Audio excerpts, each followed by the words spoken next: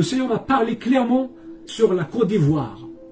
Et je voyais un feu en Côte d'Ivoire, un feu non pas fait de main d'homme, mais c'était un feu spirituel. Un feu spirituel. Et dans ce feu, il y a le Seigneur Jésus. Je crois que c'est Jésus qui va se lever, c'est pour ce pays. Pour ce pays. Et je vois ce feu, il est en train de détruire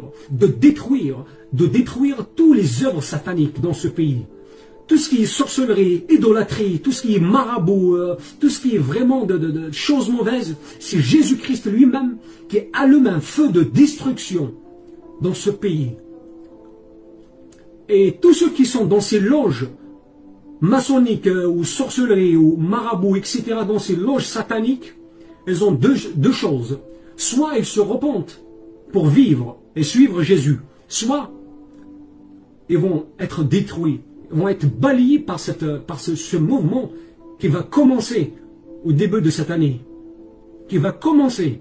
Parce que vraiment c'était très fort, c'était clair sur la Côte d'Ivoire.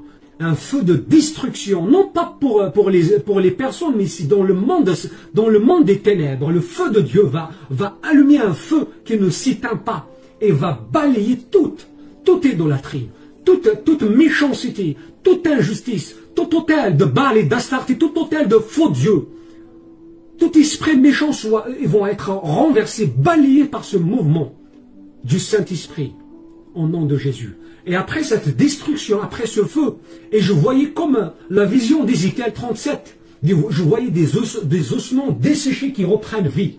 Et je voyais un réveil qui va suivre ce travail. Et c'est le Seigneur qui va le faire. C'est Jésus-Christ qui va le faire. J'ai vu le Seigneur s'est levé pour la Côte d'Ivoire. Pour la Côte d'Ivoire.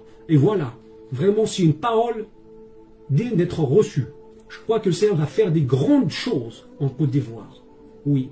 Et n'hésitez pas à partager ce live si vous connaissez des frères et sœurs en Côte d'Ivoire qui connaissent aussi qui travaillent qui connaissent des gens qui travaillent dans la sorcellerie, tout ça. Il faut qu'elles se repentent.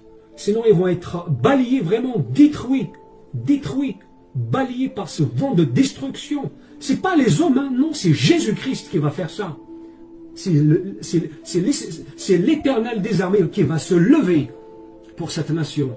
Et le soleil de la justice, le prince de paix, le roi des rois, le Fils de Dieu très haut, Emmanuel, va se lever pour la Côte d'Ivoire.